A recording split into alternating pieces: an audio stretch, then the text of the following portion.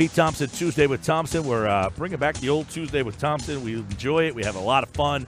A lot of people keep asking, where's the PT? Got to have the PT.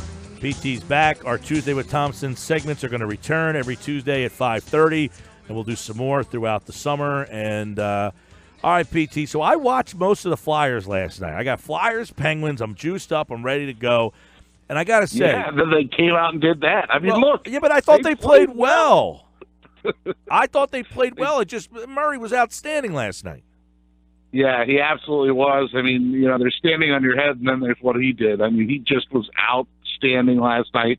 The number of saves that he made, the number of chances he made. I will say this.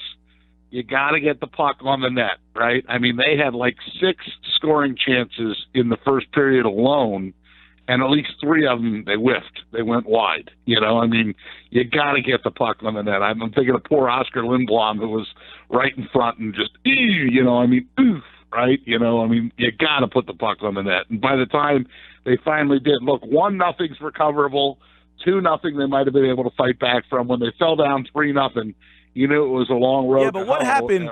What happened with the goal that got whistled off? Oh, that was horse bleep. Oh, that was so terrible. I mean, quite frankly, the guy lost sight of the puck. The referee blew it, and there's no rule in the book for it. If the guy blows the whistle, that's it. Okay? So the guy blew the whistle because he didn't see it. And, Sam Carchidi wrote a nice piece today, too, talking about the fact that, look, they can go back and review, is the puck over the line? They can go back and figure these things out. Kyle Redmond, or whatever the guy's name is, loses sight of the puck, so he blows the whistle thinking that Murray has it in his glove. And there's PK over there going, or Nolan Patrick over there going, yeah, sure, I'm just going to bounce this right back in. Nope, sorry, too late. There's nothing in the books that say you can go back and look at it. But if the whole goal, I mean, they have replay for everything, Mike Gill. If the whole goal is to get the play right, then change that rule. Yeah, why is that call not reviewable, right? Right, awful, just awful, And I mean, every Flyer on the ice, you saw them bend over at the waist, you saw their shoulders sag. Like, are you kidding me?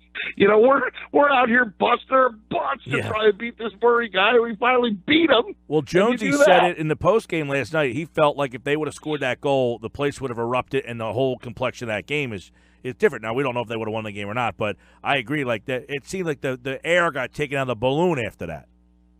It definitely did. I mean, now Evgeny Malkin, right before I was coming on here, at exactly 5:31, by the way. Josh had me on very precisely. I've been waiting to see what the discipline's going to be, because that hearing was supposed to be today via phone for him swinging his stick. He's probably going to get fined is what the issue is. But that was a major penalty on Malkin. He had to leave the ice, and then the Flyers had a chance there, with all that time left. It's just they just couldn't get one. They got one from Voracek, and even then they really struggled. The Letang goal was one of those. Chris Letang spun in his own zone, flung it up into the air, and it just kind of, plinkoed its way all the way down the ice and back into the empty net. Yeah, so we were talking about this the other day. I don't know if anybody told you about our trip to Pittsburgh. Oh, boy, I didn't hear anything about it, but, boy, we had fun that trip, and some of us had more fun than others. Yeah, well, that's true.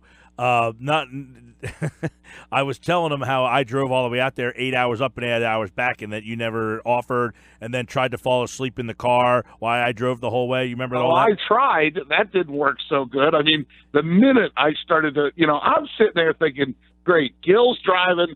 I'm just going to jump in the car here. I might have even brought a pillow. I believe I brought. You definitely brought a pillow. That I have on my bed. Yeah, well, you brought a pillow. Absolutely. So we talked about this the other day, and Ryan was like, he brought a pillow. Like, he was appalled by the fact that you tried to leave me 8 hours to drive by myself. It's not that big a deal. There were other people in the car. They didn't need me. Plus, if you want me that's driving, where we said. Why don't you let the PT have a nice power nap? Let me have a little hour of power, and then I'll take over. That's where we said, if you're going to fall asleep, you got to take back seat. You can't take front seat and then fall asleep. Yeah, I would have taken the back seat, I guess. I don't know. I mean, you also have to do size dimensions. I mean, I'm a large man. I need as much room in the sitting area as possible. This is always interesting, okay? the big man always says, like, I need to sit in the front because I'm a big man, so that you can. I never say I need to sit in the front. You know me. I'll wedge myself because you've seen me in Steve Coach's car. I'll wedge myself into wherever I have to sit. Right. That said, I do like to sit. I'm 6 foot tall too. Right, but this is okay. So you're a big man, so you'll say, I need to sit in the front because I'm 6 feet tall and I'm a big man, which means your front seat needs to go push back further. Now, the shorter guy, if he sits in the front seat, he can move his seat up closer so that you actually have more leg room in the back. I agree with that. I mean, I've had some people that are like barely over a shade of 5 feet, and I'll make them sit in the front so then I get optimum leg room in the back. Really what we're talking about, by the way, is that most cars don't have adequate room. Like what they think is the average human being size is ridiculously these people aren't walking amongst the rest of us. They just don't get it. So you got tonight. I'm always interested in the PT's line of thinking here, okay? You've got Sixers, 8 o'clock, Boston. Flyers, 8 o'clock, Minnesota. Yes. How's the PT handling it? We will skewer toward, because, a long time ago, my father told me you only need to watch the last 2 minutes of an NBA game to know what's going on. So, that really hasn't changed since when I was like 20. No, we'll start with the Flyers and we'll see how they're doing. I think, it'll be interesting to see who they have in goal tonight. I would assume they might go Stolarz. That's the way they've gone when they've had back-to-backs. And plus Stolarz, got good rest. He was the one guy that didn't get worked over last night. So I would assume they would go Stolarz tonight. And then, they're definitely we'll going Stolarz tonight, by the way. Of course they are. So we're going to go with Stolarz. Well, that was announced last week. I mean, or they announced how they were doing it. Fine. So we'll see how they do on that. And they, by the way, remember, they had a shootout with the Wild, and by shootout I mean there was 11 goals total scored 2 days before my birthday. So don't expect this to be a 1-0, 2-1 game. This is probably take the over, I guess, on the puck line is what I'm saying. Brian Elliott, by the way, Brian Elliott goes to the AHL for conditioning. Is there any scenario where you see he takes back over? Oh, gosh, no. I really don't. I mean, except for like money or contract. But, it's funny because on the ESPN page of the goaltender comparison, they have to list Carter Hart, Brian Elliott, Mike McKenna, Anthony Stolarz, and Michael Neuvert. What are you kidding me? You're listing 5 goals. That's 5 of the 7 that have played in net so far this season. Yeah. Does ESPN really think that Mike McKenna needs to be listed on the goaltender comparison? Well, he's on the roster. Who's running this website? He's on the roster, right? All right. So they're 8 points out, PT. We're going to be at playoff games this year?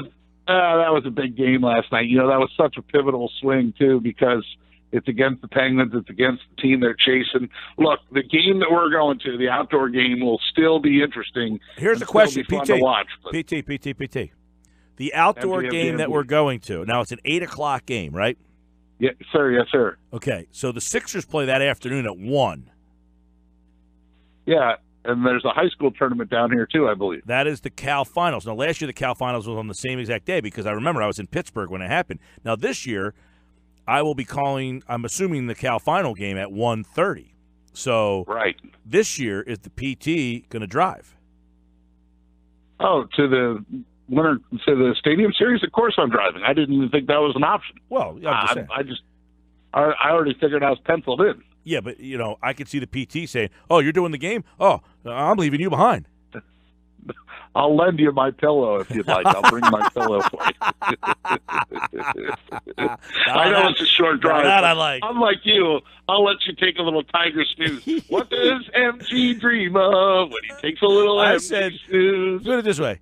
We're driving home from West Virginia winning. Don't cut me off. I'm singing a great song here. We're driving home from Phillies Dodgers. They're going to the World Series, and the PT's driving, dozing off, and I'm sitting there in the shotgun seat going, scared for your life. Yeah, PT. Hey, PT. Meanwhile, you're snoozing away in the passenger seat.